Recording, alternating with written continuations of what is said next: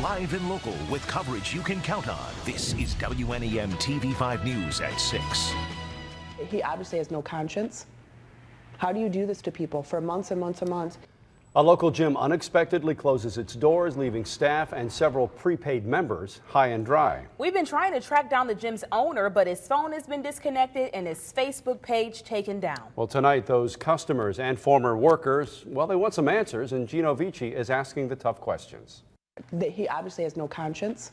Patricia Ewald says she feels betrayed, confused, and now she's unemployed. How do you do this to people for months and months and months? Ewald's feelings of frustration stem from the unexpected closing of this powerhouse gym in Standish. She worked there since June. As you saw only on TV5, some members say they're owed money because they prepaid their memberships. But apparently it doesn't end there. The water was cut off to the gym last week. Ewald says her last paycheck from Powerhouse bounced. And now I got to come up with that money to pay the bank back on that check. And her former boss won't call her back. And usually he responds back, and he's not responding anymore. But worst of all, she says a day after the gym closed, she was asked by her former boss if she could get some equipment out of the gym for him. She agreed, but then she got a call from police. I thought I was going to jail, honestly. It was awful. Because as we reported, the owner was evicted, so he had no right to take anything out of the gym. Ewald says she knew nothing about the eviction until we told her. All we had to do was just take everything back in the gym, and we were cleared. So today we tried again to ask Glenn Bailey the tough questions, but his number is now disconnected. His Facebook page deleted. But we did learn Mr. Bailey owns another powerhouse gym in Rockford, so we called that gym too. The mailbox of the person you are calling is currently full and cannot. No luck. Mr. Bailey is still nowhere to be found. Ewald says she hopes he will eventually call his former customers, and her too, so he can make things right. I just hope that he, grows a conscience and can make it up to everybody, hopefully. Gino joins us now from the Continuous News Center with more on the story. I'm curious how many total members they had at that gym and whether they either individually or collectively plan to do anything further, any kind of action now. Well, Sam, this former employee tells me there were a few hundred members at this powerhouse location, so it's not like the gym wasn't doing well. She also says many of them, they don't know what recourse they have. So again, the Michigan Attorney General's office says if customers make a complaint, they will find Bailey on their behalf and address these complaints, and you can do it right on the AG's website. We're live in the Continuous News Center. Gino Vici, WNEM TV5. Back to you. Gino, thanks. If you've got a tough question you'd like us to investigate, the number is 989-758-2044. The email is WNEM@WNEM.com. You can always get a hold of us on Facebook as well. Well, we are wrapping up a gorgeous fall day out there, even though those clouds are out there building on in, bringing some rain. We're getting you prepared to head out for Friday Night Football. Let's get to meteorologist Lauren Fahrenkrug for more on that. Hi, Lauren. All right, well, hi, Aisha. For the most part, many of you are dry. You can see no rain for the Tri-Cities, Genesee County, Lapeer, or Caro. But I do want to move a little farther out to the west. We do have a couple very isolated showers right around the Mount Pleasant area. And then to the west of that, some very heavy rain right around Big Rapids, even some lightning, and that's heading toward the east. So for the evening hours, we will still be tracking that chance for a couple scattered showers. May hear a rumble of thunder as well. Let's go ahead and take you to a couple of our spotters. We have Bev and John Duby in Caseville reporting 62 degrees, and we do have a huge difference in temperatures right now across mid-Michigan, because if you'll take a look, Mike and Brant's reporting 75 degrees. So much cooler up to the north. We do have some rather warm temperatures down to the south. Frankenmuth versus Millington this evening. Again, bring an umbrella just in case. We are tracking that chance for a couple scattered showers and possibly a thunderstorm. We'll be at 62 degrees by midnight, 61 degrees to start your morning tomorrow, 71 at noon. Once again, we're talking warm temperatures for your Saturday, a couple scattered showers. I'll have your forecasts coming up.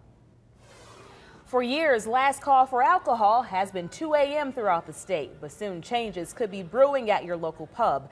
A state lawmaker wants bars and restaurants to keep the party going until 4 a.m. While some say it will be a boost to business, others say the public health and safety risks are just too high. TV5's Andrew Keller joining us live from Bay City with more. Hi, Andrew.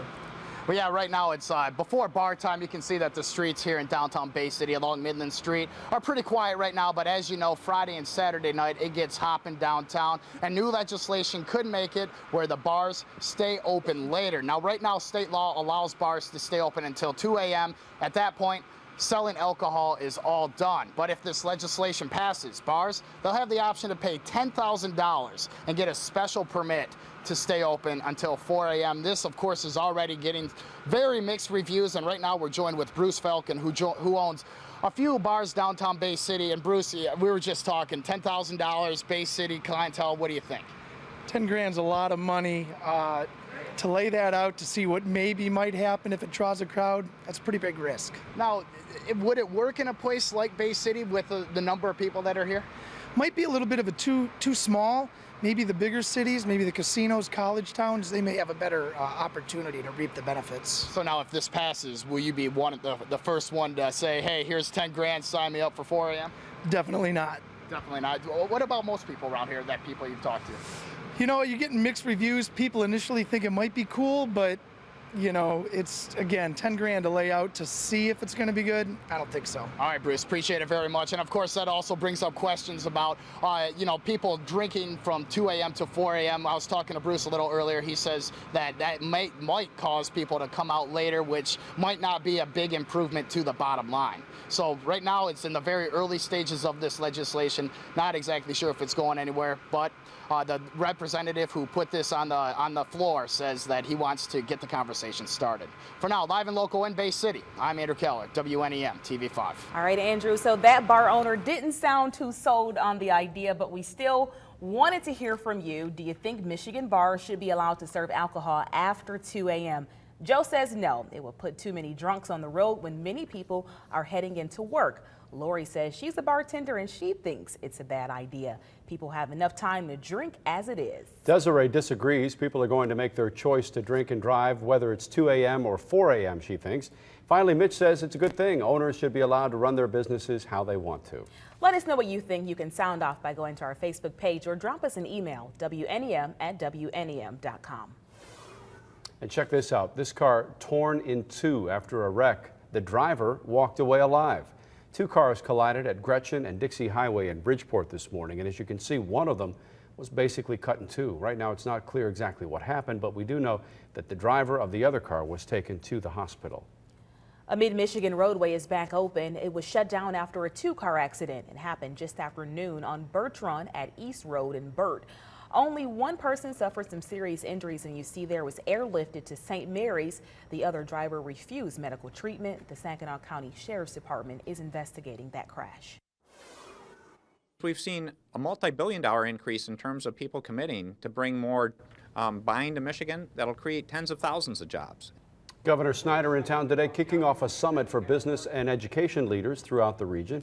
We asked TV5 viewers to send us their questions for the governor about crime, education, health care, and the economy, among other things. And when our James Felton met with the governor today, he got a chance to ask him those questions. How are you? Governor Snyder sat down for a one-on-one with TV5 today during a stop at SVSU. We asked him about tackling high crime rates in Flint and Saginaw. I think we are seeing some progress. When you looked at the 6-month numbers for crime year to year, there's been some improvement, but we still have more work to do. And we're going to stay focused on bringing crime down in both those communities. Another focus of the governor's is increasing funding for Michigan schools. It's up over $632 per pupil since when I took office. So that's major increases. One of the challenges we have is we have declining enrollment, and we're also taking care of legacy costs. So a big part of this is making sure teachers get a pension when they retire. Those weren't being funded properly. The governor also took time to answer some of your Facebook questions, including the topic of Obamacare. There's lots of pieces to that. That's a big question. Healthy Michigan, which is our Medicaid expansion done the Michigan way, is a good thing for Michigan. It's going to help a lot of lower income but hardworking people, and it's going to hopefully manage insurance costs better for all of us because we were paying uncompensated care through our insurance premiums. Now people can go to a doctor instead of the ER. That saves money. Schneider also credited a new program called Pure Michigan Business Connect with bringing jobs to the state. And speaking of jobs, when it comes to the future of his job as governor, Schneider isn't saying much. Well, I'm not formally announcing, but I'm proud being governor, and there's a lot more I want to do. Reporting in Saginaw County, James Felton, WNEM TV5. Translation, he's running. To see our full interview with the governor, just go to WNEM.com. The government shutdown is hitting Americans pretty hard in the pocketbook. Yeah, in fact, you could soon be paying double for a gallon of milk. That's still ahead. Plus, Week 6 of the high school football season. I'm out at one of the big games of the night. Swan Valley at Hemlock. We'll have a preview coming up in sports. And it's graduation day for dozens of state troopers. How many are being assigned to police the streets of mid-Michigan? That's next. this is TV5 News at 6, serving Coleman, Breckenridge, Standish, and your hometown, too. It's coverage you can count on. We'll be right back.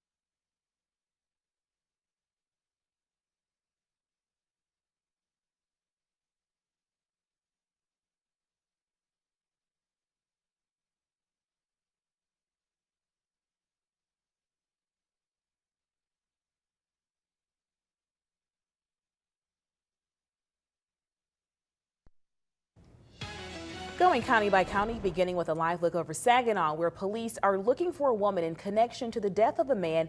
It happened back in June. Saginaw police say this woman, 23-year-old Tiara Washington, should be considered armed and dangerous. Washington is wanted in the murder of Randall Harris. It happened on Court Street on Saginaw's west side. 2 men are already in jail in connection to that murder. If you know anything about where she is, please call Crime Stoppers, where you can leave an anonymous tip. That number, 1-800-422-JAIL. And to Genesee County now, where it was graduation day for dozens of men and women about to become state troopers. The ceremony took place this afternoon in Lansing. 65 troopers in all will hit the roads to help police the streets of Michigan. Kate Ferguson's husband, David, is one of those new troopers. I think that they're born to do this. It takes a special person to be able to leave their family every day not knowing if they're going to come home. 10 of those 65 new troopers will be headed to the mid-Michigan area. 6 of them will be assigned to the Tri-City post. The other 4 will work out of the Flint post. Staying in Genesee County with a live look over downtown Flint, where a musical event wants to bring the community together. It's called Humanity and Harmony, and it's coming to Flint this Sunday. The event is for Daniel Pearl, a journalist for the Wall Street Journal. He was killed by terrorists while reporting in Pakistan. It's going to be at 2 p.m. at the University of Michigan's Flint campus. Tickets are $10 and gives you a chance to hear music from different cultures. Every mother dreams of being at her child's wedding. But after being diagnosed with terminal cancer, one local woman never thought she'd live to see that day. That emotional story just ahead, but first, here's Lauren. Let's go ahead and take a live look outside over Mount Pleasant, where you can see a lot of cloud cover. We are tracking some showers in your area, so we'll have a look at that in just a few minutes. And thanks for watching TV5 News at 6 and listening on AM 790 WSGW. Join us every night at 6 for headlines, weather alerts, and all the day's breaking news.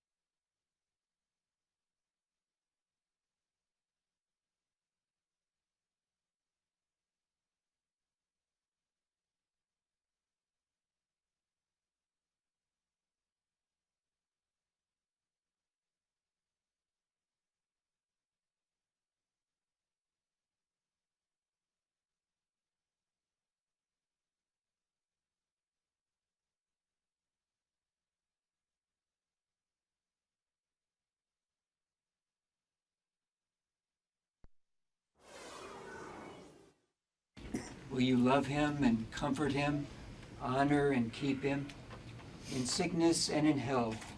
It was a special day for one happy couple, but even more special for the mother of the bride.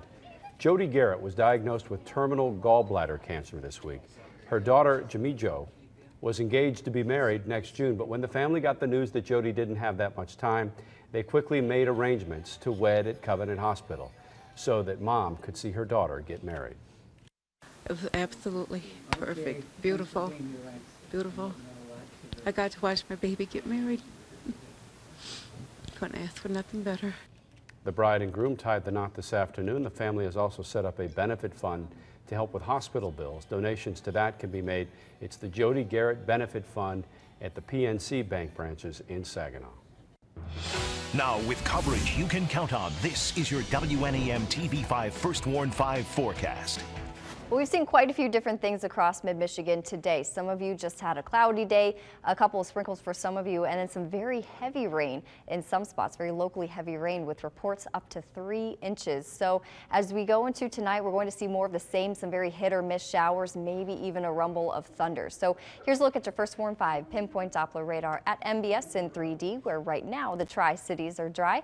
Owasso, Flint, Lapeer, you're looking dry as well. So let's go ahead and zoom into where we do have some very heavy rain on your radar.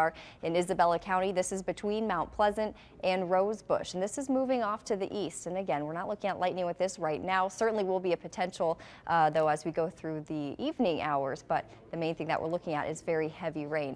Moving up to Clare County, west of Harrison, right along M46, we're also seeing an area of some lighter shower activity. So again, this evening, overnight hours, even into our Saturday, we will be tracking that chance for some showers and even some thunderstorms. Let's take you live outside over Saginaw, where temperatures are in the mid-60s, 65 degrees for you. A little bit of a breeze out of the northeast at 13 miles per hour. In Bay City, you're also at 65 degrees and much warmer for those of you in the Flint area at 77 degrees. So we've seen a very wide range in temperatures throughout today. Take a look if you live a little farther north, already down into the upper 50s, Houghton Lake, again mid 60s in Saginaw, and then upper 70s in the Flint area. And a little wider view does show very warm air down to our south. So we're actually going to stay around this warmer pocket of air for Saturday. So we have another day with above average temperatures. And then by Sunday, we're going to tap into some of the cooler air that is up to our north. So we'll be warm the first part of the weekend, and then we do have the cooler air on the way for the second half of your weekend. Here's a look at your First Warn 5 sky tracker. Again, a couple spotty showers throughout the day. Again, some of these bringing some very heavy rain. And then a little wider look out to the west. You can see some more moisture that's worked its way across Lake Michigan, moving into the west side of the state. So this does continue to move eastward, which is why we'll still see some scattered showers and storms for you tonight. So we'll time it out with your First Warn 5 hour by hour forecast starting at 8 o'clock this evening. Going into the overnight hours, again, you can see some areas of showers. Don't be surprised if you hear a rumble of thunder as well. Moving to 8 o'clock tomorrow morning, same thing. You may wake up to a couple of wet roads. Along with that, we'll be talking about areas of fog as well. Moving into 2 o'clock tomorrow afternoon, again, scattered showers, maybe even a thunderstorm, and that will continue through 8 o'clock tomorrow night. So again, we're just talking scattered activity. We're not looking at a washout all weekend long. Some of you will be dry for much of the weekend, but just keep in mind, if you're out and about, bring your umbrella, as we will see that potential for some showers and storms basically all weekend. For tonight, 61 degrees in Saginaw. Flint, you'll be down to 58, 53 Bad Axe, mid-50s for you in Oscoda. Again, we'll be looking at some foggy conditions both tonight, possibly into your Saturday as well. Highs for your Saturday, upper 70s, 77 Saginaw, Frankenmuth, 79 Chesaning, 79 for those of you in Clio, close to I-69, even 80 degrees tomorrow in Owasso, 78 Flint, 76 degrees in Lapeer. And then our final stop will be close to US 127, 75 degrees in Harrison, and 75 degrees for those of you in Mount Pleasant. So here's your First Warn 5 7-day forecast again. Another warm day for us tomorrow. We'll be watching for some showers and possibly a thunderstorm, but there's that cooler air moving in for Sunday. Upper 60s for your high. Another chance for showers and storms. Monday, 63 degrees. That's actually a little closer to average for this time of the year. Tuesday, we'll be back up in the upper 60s, and then expect the sunshine by Wednesday as highs top out near 70. The stalemate in Washington could mean higher grocery prices. With Congress locked up with the government shutdown and debt ceiling, it's not likely they're going to get around to passing a new farm bill. And that could mean sharply higher prices for household staples we all need, like milk, cheese, and butter. If